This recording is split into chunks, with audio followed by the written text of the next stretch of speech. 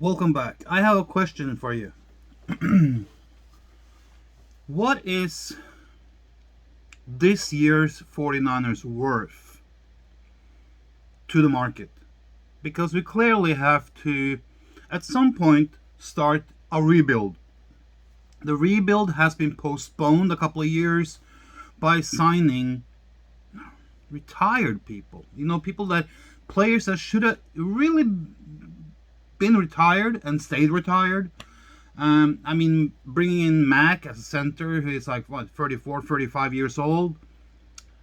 That's a very, very demanding position for a guy that age. When you are up against 250, 300-pound guys on the opposite side that are 10 years younger than you. That's just one example. We can go through the whole team, cornerbacks, linebackers. How old are they? What is this team worth right now? Both on offense and defense. And is there anything we need to do within the next 1 or 2 years to up the ante of this team and basically increase the quality in every field? Yeah, we have a huge structural problem ahead of us. Huge, huge problem ahead of us. This is a problem that has been kind of like pushed in front of us.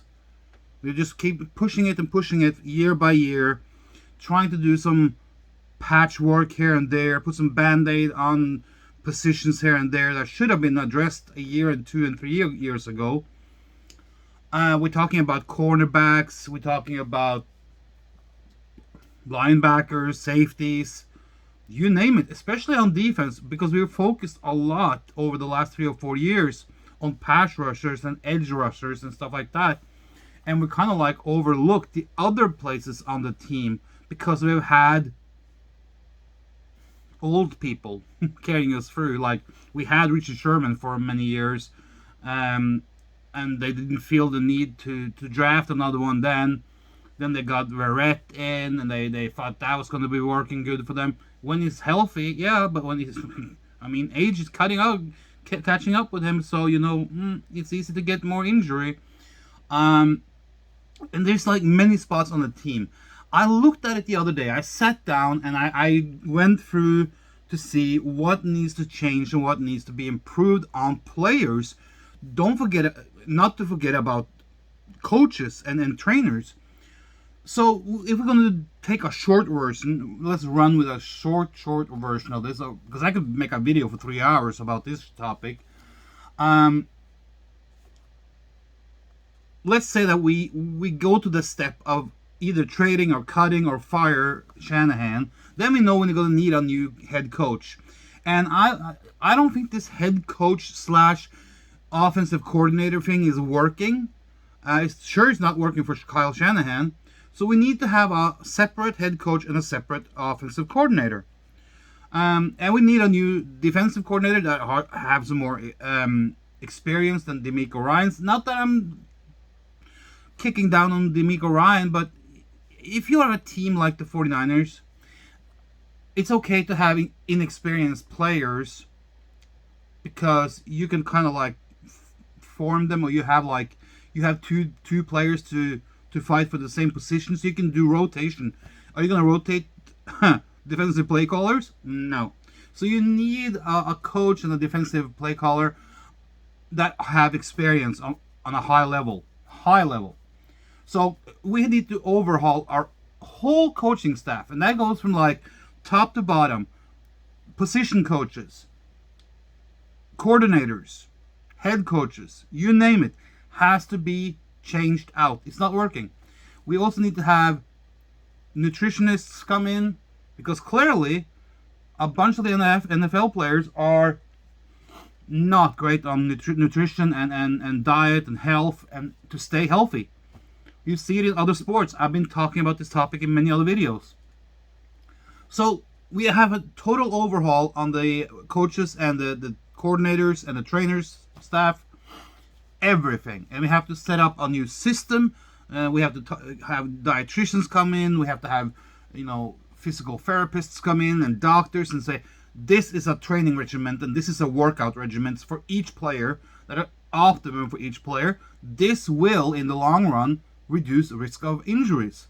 It will. I have 25, 30 years as an active athlete in soccer on every level, from microscopic little boy at 6 years old to senior level pro athlete in Europe. So I know what I'm talking about when it comes to, because in the beginning I didn't treat my body like a temple like you should do.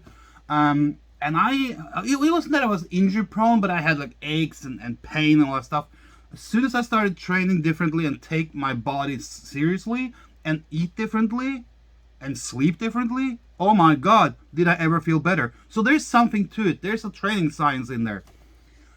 So let's look at the players. I sat down and I looked at the roster, and I was looking at age, who is like a patchwork right now this season because of injuries, who is the most injured players on this team, because you don't want to carry those players going into the future. Let me tell you. Players that have been injured for 2 or 3 years in a row, you don't want to carry them anymore. They're going to get injured very easily all over again next season. And if they're at the same time as old and they're getting older, you sure don't want it. And I hate to say that because he's been a good player and he deserved better. He deserved at least another year without injuries, but we can't trust his body. He's going to get injured again. So Verrett has to get cut because he can't steal roster spot, and I don't see anyone wanting him. So there was at least 8 or 9, minimum 8 or 9 players that I saw that had to be replaced. And we're probably maybe talking about as many as up to 12 or 14 before we starting to get a good base, because that's what you want. You want to have a elite base, and then you want to have backups around that are good. But we need, I'm not saying that this is going to happen next year, but we need to spend the next 2 or 3 years rebuilding. This team is not going anywhere near a Super Bowl. We will be sitting home and in our sofas watching other teams play the Super Bowl for at least the next 4 years. Forget about Super Bowl next 4 years. Why? Because Kyle Shanahan and John Lynch was so smart to basically sell our future to the devil. It's almost like going to a pawn shop and pawning everything you own, and you know that you're not going to be able to pay it back, so you know you're going to lose it. And that's what Kyle Shanahan and John Lynch did. They went to the pawn shop and they pawned everything they had to get this one player that we now see Kyle Shanahan doesn't even want to deal with. Whew. What a mess this club is in. What a mess this team is in. What a mess this organization is in. And the worst part of it is, Jed York is totally fine with it. He's just as clueless and blind as everyone else in that organization. So, come next year, we have no first round pick. The year after, we have no first round pick. The year after there, we don't have a first round pick. So how are you going to rebuild a team like this? You have to trade people away. And I watched a video with Grant Cohn. I watch his videos. I don't always agree with him, but on this point, I kind of agree with him. I have been saying fire Kyle Shanahan, because that's my 49ers fan emotions speaking. I want him out. But of course, if you fire him, you gain nothing. By trading him, if we can, we will gain something. And something is better than nothing. I don't know what other teams are willing to give for Kyle Shanahan, but if we can get a second and a fourth, I say take it. Take it. Second or a fourth pick will help us next year on the next upcoming draft. Because we already have a second. I think we lost our conditional third. So we have a second, fourth, fifth, sixth, and seventh. If we can add on the second and a fourth, at least we will get 2 good picks in the second round, and we will get 2 decent picks in the fourth round. But of course, this all hinges on that we get people in who knows how to draft. Jeez, it can't be Kyle Shanahan and John Lynch all over again. So Kyle Shanahan, if we can trade him away for 2 picks, second and fourth, let's say that. I don't think anyone will give you a first round pick or anything like that. Then we have to trade Kittle. We can't trade Garoppolo from what I understand because he has a no trade clause in his contract, but he has to be cut because he's toxic. His contract is toxic to the club. So we have to cut Garoppolo. We have to trade Kittle. For Kittle, we can probably get a first round pick and maybe a first and a fifth. So if we can get that, take it. Take it. His contract is just as toxic as Garoppolo's contract. And we need to trade Eric Armstead. We can probably get a first and a fifth, first and a fourth for Armstead. I'll say take it. That means we've gotten rid of 3 toxic, huge contracts that are eating up our cap space. It's eating up our ability to do things. It eats up our possibility of being flexible, to sign other players, to build a team forward. They did a very wrong thing when they traded Buckner away. They should have traded Armstead, kept Buckner, but too late now. If we can do those cuts and trades, all of a sudden, boom, we have acquired at least 6-7 new picks, and that way we can start to rebuild. But it also includes getting rid of John Lynch. I think John Lynch is a great guy. You know, his personality is great. He's easygoing. You know, a lot of people like him. I like him for who he is, but he's clearly shown that he and Kyle cannot run this team. They have been pushing the problems ahead of them, in front of them, all along for the last 3 years.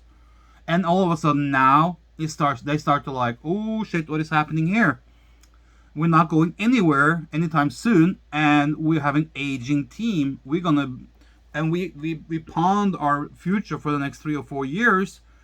And once you can get back into the draft area of first round, second round, stuff like that, it will take a few years to get those draft picks to come through and blossom.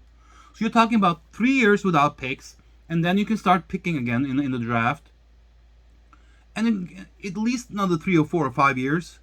So you're talking about that you have pawned and sold the future of this team for the next 8 to 10 years. Do the fans have the patience to wait 8 to 10 years before we are talking about a possible playoff, possible Super Bowl? I don't think so. I don't think so. That will be a hard pill to swallow. And that will be a hard prospect for them to sell. So we have to. There's no choice. John Lynch has to go. I don't know if I posted this video, but I made a video, but I'm not sure if it's out there. I touched this subject in another video that I made. I'm not sure if I posted it or not.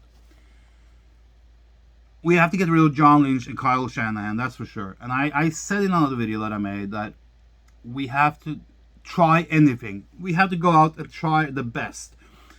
If it doesn't work, or they don't want to come, or they don't want to do it, that's a different story. But we have to go out and try and get these people in. I want to see the 49ers go out and pursue Steve Young and hire Steve Young as a general manager. Steve Young knows the club inside out. He knows what the fans are all about. He's been here before. He's done it before. And he is knowledgeable. And he's a winner. So if we can get Steve Young in as a general manager, I don't know if he wants to, but what's gonna hurt to ask? I mean, what is he doing now? He's working for the media. Do he want to come? John Lynch used to be in the media. Do we want to give Steve Young the same type of contract, same type of thing? Maybe a little bit more hands on, you know, in the contract, say this is what you can do, and this is what you should do. We give you a little bit more leeway to build a team. maybe that's what it takes. But if we can get Steve Young in, yeah, I am absolutely in for that. Um, Maybe even if Steve Young doesn't want to, how about we contact, Jerry Rice? We need someone like that. We need a legend from the club because they have that club attachment. For crying out loud, either Steve Young or Jerry Rice as a general manager would be freaking awesome. And these are guys who knows what they're doing. I'm not saying that John doesn't, but maybe John doesn't have the right mindset to be the tough guy, to get things worked through and pushed through. And, because John should have been on Carlson's back already now and gone like, grab him by the scuff of the neck and go like, bim, bim, bim, bim, bim. And, hold on, there. And told Kyle, hey, something is not working. You better shape up and get in motion to get things done. I don't think I've seen him do that. It's almost like he's afraid of Kyle Shanahan. You can't have that. A general manager is always above the coach. This thing as them being equal-minded, equal, say what kind of shit, is not working. It's not working. Okay, then we have to go out, and I think I said this in a video that I posted yesterday. For head coach, and I've been saying this for years, even before we hired Shanahan, we need to go and get a coach that knows how it is to win. Okay? Kyle Shanahan, all he knows is how to lose. Yeah, he can win single games. He can take us to he was lucky it took us to a playoff and to a Super Bowl run. Not because of him, but because of Robert Saleh and the defense. But Kyle Shanahan knows how it is to win. That's all he knows. He screws up every time, and he knows how to lose. We need a winner. And that's why I'm saying put all your eggs in one basket now and try. And if it doesn't work out, well, then you look for another one. But put all your eggs in one basket and go out there and say, we want you. And you contact Sean Payton at the Saints. And you contact the Saints. Maybe you can make a deal with the Saints. Maybe you can make some kind of a trade deal with the Saints. We give you Shanahan, we get Sean Payton. Do you want Kittle as well? Here, take Kittle and Shanahan, and we'll take Payton. Payton is a winner. He knows what it will. He knows what it will take to get this team back on track, and he's done it many times with a very inexperienced team. Yes, lately they have had the same problem as us, cap problems, aging problems, but they have dealt with it in a very nice way. And where are they today? I would say they perform a little bit better than us this year. And I see that at the end of the season, Saints will be up there. You can count on Saints almost every year. And that's even without Drew Brees. That's with Jameis Winston as QB. That's the stupid part about it. I mean, Jameis Winston is the turnover machine in the NFL of all times. And he is at Saints performing good stuff. What did that tell you about Peyton? That tells you that Peyton knows how to deal with QBs. He would be perfect for Trey Lance. Yeah. So we have a lot of changes we have to do. Player-wise. 7, 8, 9 players within the first year or two. Absolutely. Because right now we're using players we picked up at the bus station, the Home Depot. There are people sitting on the fence at Home Depot waiting for our club to show up. We're in a stupid position right now. It is such a dumb and stupid position to be in. And the worst part is, it could have been avoided. It could have been totally avoided. We didn't have to be in this position.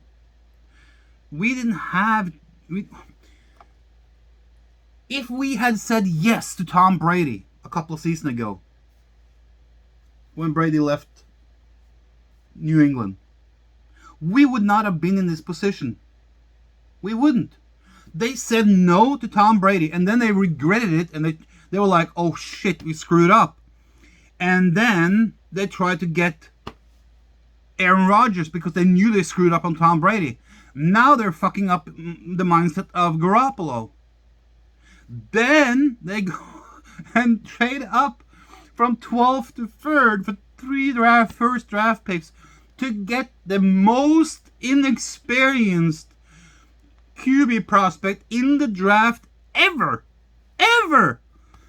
This is how stupid the organization has been. And this year is just a dot over the I, okay? It's been going on since they started. I haven't seen really one thing that they have done off season, on season, in season, after season, draft, whatever, that have kind of like made sense. It has been, let's try and make the fans happy. Let's try and make us look good. Let's try this. Let's try this. Let's get a Band-Aid in here. Let's get a Band-Aid in here. Oh, that's a nice little Ferrari. I think I'm going to go to the pawn shop and pawn everything I own, even my house, and I'm going to get that Ferrari, and it doesn't work out. It's a lemon. And that's how this club is run. We are run on lemons. I'm not saying that all players are bad. Fred Warner is a fantastic player, and we have to try and keep him for all it is worth for the next 10 years if you can. But, you know, that we have players that are the future. We have players that are really good. And I'm not saying that Trey Lance is a bust. I'm saying that he's going to need 2 to 3 years to develop because he's so underdeveloped. He played one game in the last, 18, 19, 20 months? One game! And before that, it was 15, 16, 17 games? That's what he has. He has about a total of 18 games. And he got drafted, and now he's starting games in the NFL. No wonder you're gonna... And he gets hurt. I don't think he is hurt. I think he's playing. Because he was made out to be the scapegoat for Kyle Shanahan. And he saw it because he's smart. And he doesn't want to be the guy that takes the blame. He saw how Befford and Mullins was treated last year. When they didn't play up to Kyle's standard. What did he do? He did not encourage them, that's for sure. You know, Trey Lance doesn't want that kind of crap. I understand him totally. I agree with him. Do whatever you can to stay out of this freaking team as long as Kyle is here. So we need changes in the coaching area, the coordinator area, the managing area, and the player area. We are in a rebuild mode right now, and it's going to take us... I'm sad to say this as a fan, because I've been waiting at least since 2012 and 2019 to win a freaking Super Bowl again.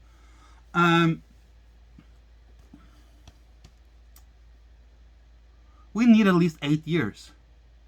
With how things are now, we need 8 years to rebuild. That's how long it's going to take. 8 years. Unless we can, for some miraculous way, go out and do trades and get established players, okay? We can trade for established players and we can probably cut it down in half. Let's say 3 to 4 years.